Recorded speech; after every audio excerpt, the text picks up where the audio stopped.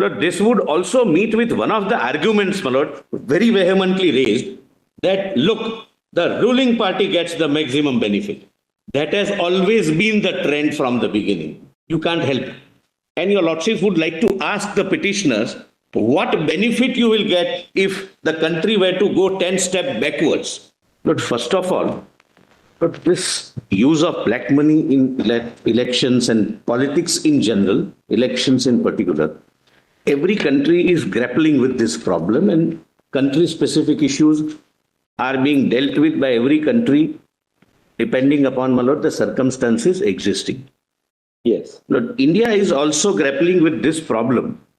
And as your lordships have seen, Bombay High Court took note, my lord, in late 60s. But the real efforts started by every government of the day, whether it is this government, that government is perpetual, my lord. Every government did its bit to ensure that there is some methodology adopted which eradicates the power of black money or unclean money in the electoral process. But my attempt would be to show a little history on that, my lords. Lord, having tried several attempts, several mechanisms and modes, the menace of black money, my lord, was not being dealt with as effectively because of the systemic failures. And therefore, the present scheme is a conscious and deliberate attempt, A, to ensure clean money coming into the banking system and the election and political parties functioning, and B, so far as possible to eradicate the menace of use of unclean money, unaccounted money, or black money as we say, in the elections. We are right now concerned with the use of unclean money in the elections.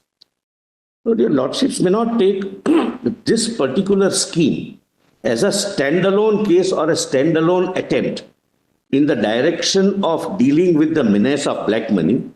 There are several steps taken, one of which is this particular scheme, which is confined to the political governance of this political parties culture.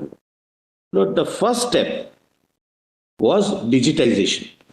The digitization drive, and I'm going to, my lord, give three figures to your lordships. And as citizens, we will be really proud, my lord, to know, my lord, how our country has fared. Digitization necessarily results into all transactions coming through, passing through the banking channels, official channels, what, my lord, is called the information highway. I cannot hide anything. I leave my traces in the digital footprint somewhere or the other. What is the term that you use? Information highway. Informational highway, my lord, where I cannot hide. This is an information highway. Information highway, my lord. I cannot hide. That's a phrase used for the internet. The internet is an information highway. Yes. Capable of being used, my lord, in a limited sense also. But, my lord, your lordships would recall when, my lord, the digitization drive started. My lord, the government was at times, my lord, being mocked. What is this? This is a utopian idea. Would a vegetable vendor accept by digitization, by your digital payment? Now, a vegetable vendor sending vegetables, I'm not, my lord, elaborating on that. On a gunny bag, is accepting digitized money, my lord, that is whatever app, my lord, we are using. But the important thing, my lord, as citizens, we should be proud of. And this is a part of this process is our digital payment in India is 7 times more, 7 times that of United States and European Union put together. It is 3 times that of China. Meaning thereby, more money is now available in the official channels, and clean money, I would not, my lord, say, my lord, that the black money or unaccounted cash is completely eradicated. That's, my lord, the ideal thing to do. But we do whatever best we can under the circumstances. So, my lord, the first step was digitization. Second step, my lord, in this direction was deregistration of shell companies. My Lord, the learned attorney, my Lord, has placed on record the official record, and it is in my compilation also at page 65, but your lordships need not go into the details, but 65. Between 2018 to 2021, the government of India identified 238,223 shell companies, and actions are taken and nobody has challenged it. 2 lakh? 238,223 shell companies. Because this is one of the vehicles through which, my Lord, the unclean money passes hands. Again, this may not have a direct bearing. I am just, my Lord, trying to point out that the scheme which is under consideration of your lordship is not an isolated attempt, but is a part of a series of attempts made, whereby now more clean money is available because of the digitized payment. We have approximately 750 million mobile internet users who, now your lordships are aware, my Lord, banking is done through mobile internets. And we are adding one new internet user every 3 seconds. Yes. Now, after going through the history, your lordships would find out, my Lord, I'll be able to satisfy your lordships, or attempt to satisfy your lordships, that each and every word used in the scheme is very consciously used, and what they called anonymity or opaqueness is neither anonymity nor opaqueness, but is a confidentiality by design. And why? How? What is the justification? What is the rationale behind it? I'll be able to explain. Lord, legality of the scheme is entirely for your lordships, my Lord, to consider and decide with whatever best assistance we can provide. But one thing, my Lord, I'll be able to satisfy your lordships, that if the element of confidentiality goes from this scheme, the scheme goes, and we are back to 2018 regime, and I am going to show that regime, my Lord. And your lordships would like to ask the petitioners what benefit you will get if the country were to go 10 steps backwards. And I have the facts and figures with me. Lord, unfortunately, the petitioner, one of the petitioners, my Lord, that is ADR, has placed all its reports on record, except one which is the most crucial.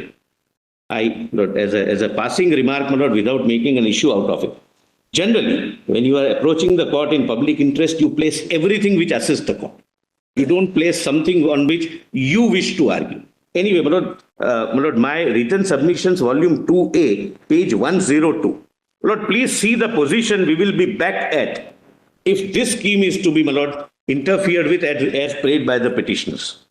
This is, my Lord, the report prepared by ADR, the petitioner before your lordships, based upon the figures published by the Election Commission of India, and my worry, the worry of the government and the worry of every citizen is that if this scheme goes, we go back to this regime. And what would be the transparency in this regime? What would be the national benefit to this regime? It's for the petitioner to explain. My Lord, please see the highlights. Your lordships have, my Lord, the title is Analysis of Sources of Funding of National and Regional Parties of India for accounting year 2004-5 to 2014-15, 11 years. Lord, one thing is very clear, lordships made very clear that your lordships are not examining whether there can be a political contribution or not per se. The question is how, whether this scheme is legal or not. That's a wider question, my Lord, that's not arising here. But ADR has also accepted that there is an element of money involved in the contesting elections, running a political party, running several other activities by the political parties, etc. Lord, kindly read all these figures with one caveat in mind, that these are the figures declared by the political parties voluntarily and published by the Election Commission. Everything may not have been declared. I'll not pitch it higher than this. This is what is declared, and the figures are shocking. Any interference, my Lord, in the scheme takes us back to this position.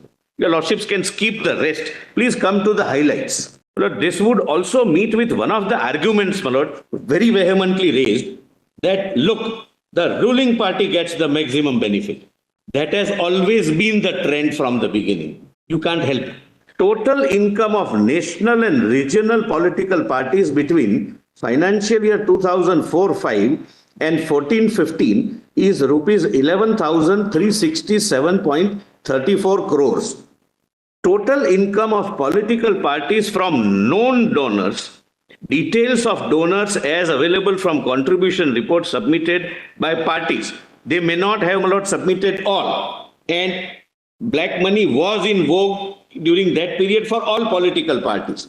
Only 15% of the total income.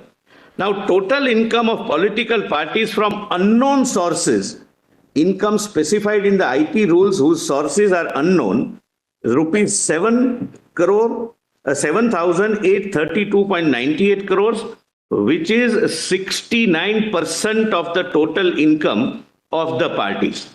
National parties, rupees 6,612 crores, income from unknown sources. What is this unknown sources? I'll just tell you, Lordships. Before your Lordship goes through further, one clarification would be very, very relevant. May I complete that first, or just clarification? Every political party needs clean money also, because they have to show expenditure for the purpose of rallies, this, that, and others. How do they do that? And some other shocking details will come. I deposit 100 crores as a political party, saying that so many thousand people donated 19,000 rupees to me each. If it is less than 20,000, I'm not supposed to disclose his identity.